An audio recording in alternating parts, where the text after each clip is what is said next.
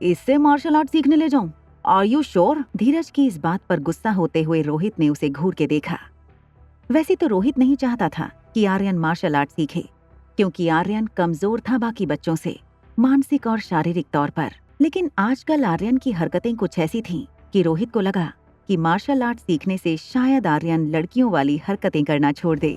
धीरज आर्यन को ऊपर से नीचे तक देखने लगा।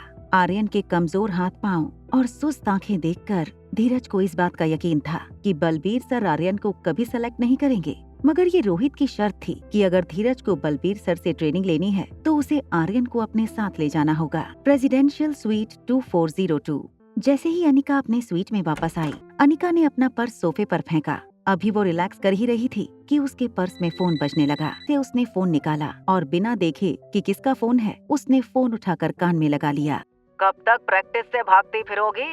तुम्हारा ये आलसीपन बिल्कुल नहीं चलेगा। बलबीर सर प्लीज चिल्लाइए मत, मैं बहुत थक गई हूँ। और हाँ, प्रैक्टिस करने के लिए मेरे पास टाइम भी तो होना चाहिए। आपको पता है कि मैं सारा दिन बिजी रहती हूँ। तो फिर एक काम करो, तुम्हारी बेटी रिया को ही मेरे कैंप में भेज दो। मैं उसे अपना शागिर्द बना लूंगा और फिर मेरे बाद ये ब्रह्मपुत्र मार्शल आर्ट कैंप का नाम वो आगे बढ़ाएगी। हाँ, यही सही रहेगा। तुमसे तो कोई उम्मीद नहीं रख सकता मैं। क्या ब्रह्मपुत्र अकेडमी के इतने बुरे दिन आ गए हैं कि आपको 6 साल के बच्चों का सहारा लेना पड़ रहा है? ये नौबत आई किसकी वजह से है? उस सुखबीर को देखो, कैसे माथा ऊंचा करके रोज मुझे टशन देता है। हमारी एकेडमी का कोई स्टूडेंट उनके एकेडमी के स्टूडेंट्स का मुकाबला ही नहीं कर सकता। अनिका बेटा, अगर थोड़ा सा वक्त निकाल कर तुम आ सको तो आ जाओ। मुझे पता है कि तुम ही हो जो उन्हें मजा चखा सकती हो। आई एम सॉरी, मैंने कहा ना आपसे, मैं नहीं लड़ सकती। ना तो मेरे पास टाइम है और ना ही मुझे इंटरेस्ट है। मगर हाँ, मैं रिया को आपसे मिलने जरूर ले आऊंगी। कब और कितने बजे आ रही हो? मैं किसी को भेज देता हूँ तुम्हें रिसीव करने के लिए।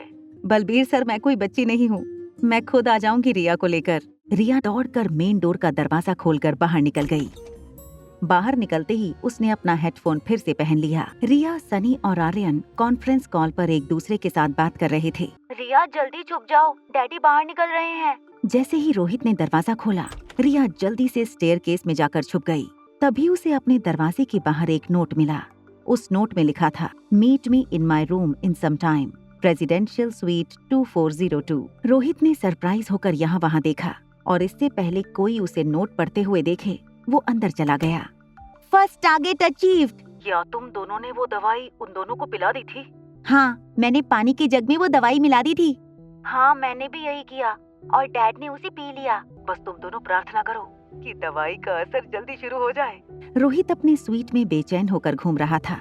उसे इस नोट का मतलब समझ में नहीं आ रहा था। क्या अनिका इस वक्त उसे अपने स्वीट में इनवाइट कर रही थी? जो दवाई उसके पानी में मिलाई गई थी, वो उसके दिमाग पर असर दिखाने लगी थी। रिया, क्या तुमने कुछ गिराया? जब कोई आवाज नहीं आई तो उसने शावर बंद करके बाथरूम पहन लिया। अनिका बाथरूम से बाहर आई। उसने देखा कि बेडरूम में तो कोई नहीं था। जब वो लिविंग रूम में आई तब उसके मुंह से चीख निकल गई। उसने देखा लिविंग रूम के सोफे पर एक आदमी बैठा था। अनिका रोहित को अपने कमरे में देखकर हैरान रह गई। देखिए मिस्टर मारवा, आप यहाँ इस वक्त नहीं हो सकते। इस तरह आप मेरे कमरे में कैसे आ सकते हैं? What is wrong with you? What is wrong with you, mister Marwah? आप जानते भी हो आप क्या कर रहे हो? तभी अनिका ने कराटे का एक दाव लगाते हुए रोहित के हाथ को पछाड़ दिया। अनिका इस बार फोन की तरफ दौड़ने लगी। इससे पहले कि रोहित को किसी बात का एहसास हो, अनिका बालकनी के पर्दे के पीछे छुप गई। रोहित जब अनिका की ओर पीट करके खड़ा हुआ तो अनिका धीरे से पर्दे से बाहर निकली।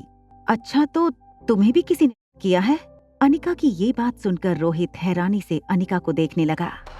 आगे की कहानी जानने के लिए देखें अगला एपिसोड सिर्फ पॉकेट एफएम के YouTube चैनल पर। और एक लड़की को देखा तो के सारे एपिसोड को सुनने के लिए डिस्क्रिप्शन में दी गई लिंक से डाउनलोड करें पॉकेट एफएम ऐप।